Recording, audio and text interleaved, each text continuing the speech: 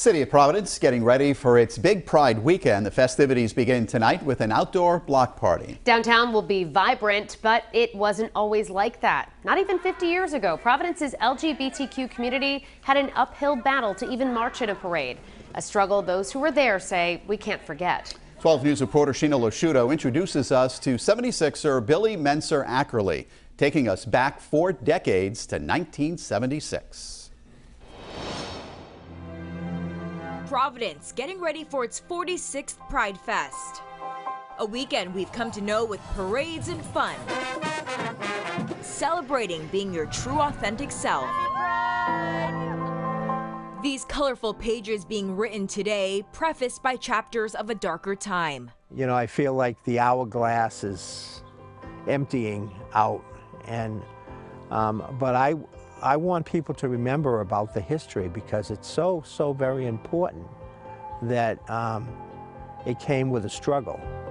We dug into the archives to find you this video, taking us back to 1976. The purpose of our parade is to stand here on the streets and celebrate the birthday of our country as gay people. A local group identifying as gay and lesbian had to fight in court to march in the city's bicentennial parade.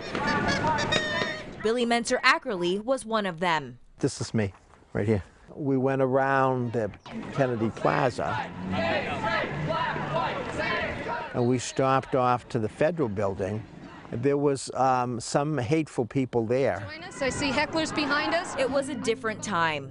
It was a sad time. Menser Ackerley says same-sex intimate acts were considered criminal. I just wanted to be myself, but it was very scary. And back then, he says acts of violence towards those who identified as gay often felt like they went unpunished. The idea to march started in a downtown church. And so the parade was to start. There was a lot of publicity about this. So a lot of us were very frightened. Historically referred to as the first Pride Parade in Providence, people who marched known as the 76ers. But it was who was with Billy that day that pushed him to keep going. Here's the picture of my mother. On each side of the car was a big sign that said, "I'm proud to say my child is gay." And it brought tears to my eyes. You know, my mother and I didn't always agree, but that was my proudest moment of my mother, that she thought enough of me to be in there and to, because she kind of risked her life too. This is the love of my life. 46 years later, Billy's getting ready for Pride in Providence with his now husband. So 2011. It was Alex's first Pride in Rhode Island. I introduced him to Dell's Lemonade. Each step on the streets of Providence on that day in 1976, writing the first words of the story, marking the beginning of a decades-long tradition, one the 76ers never dreamed would exist. We can touch somebody's life on the sidelines, that it might be their very first time of coming out.